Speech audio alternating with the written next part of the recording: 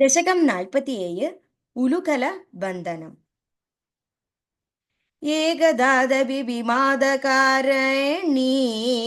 മാതരം സമുപസേദിവാൻ ഭവാൻ സ്തന്യലോലുപതയാ നിവാരയൻ അംഗമേത്യപപിവാൻ പയോധരോ അർദ്ധപീതകകുചകുണ്മണ്ഡലേ ത്വയീ സ്നിഗ്ധഹാസമധുരാനനംബുജേ ദുഗ്ധമീശദഹനെ പരിസൃതം ദർത്തുമാശു ജനനീ ജഗാമദേ സാമിപീതരസഭംഗസംഗത ക്രോധഭാരപരിഭൂതചേതസാ മന്ദദണ്ഡമുപഗൃഹ്യ പാടിതം ഹന്തദേവദതി ഭാജനം ത്വയാ ഉജ്ജലധ്വനിതമുച്ചകൈസ്തദാ സന്നിശമ്യ ജനനീ സമാദൃതാം ത്വദ്യശോ വിസരവദ് ദദർശസാ സദ്യ ഏവ ദകി വിസ്തൃതം ക്ഷിതൗ വേദമാർഗപരിമാർഗിതം നൃശാ ത്വാമവീക്ഷ്യ പരിമാർഗയന്ത്യസൗ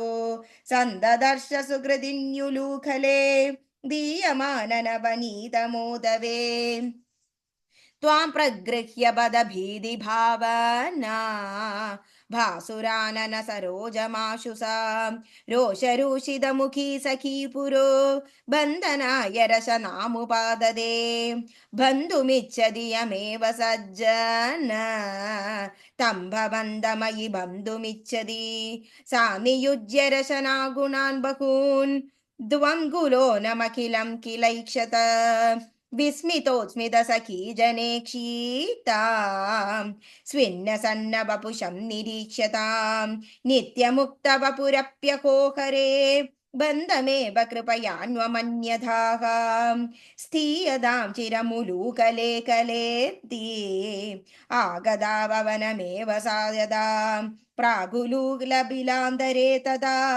സർപ്പിരർപ്പിതമദന്നവാസ്ഥിതാഃ യദ്യപാശസുഗമോ വിഭോ ഭവാൻ സംയദക്കിമു സപാശയോനയാ ഏവമാദിതി വിജൈരഭിഷ്ടുതോ വാദനാദ പരിപാഹി മാംഗദാത്. സർവത്ര ഗോവിന്ദനാമ സങ്കീർത്തനം. ഗോവിന്ദ ഗോവിന്ദ. നാരായണ അഖില ഗുരോ ഭഗവൻ നമസ്തേ.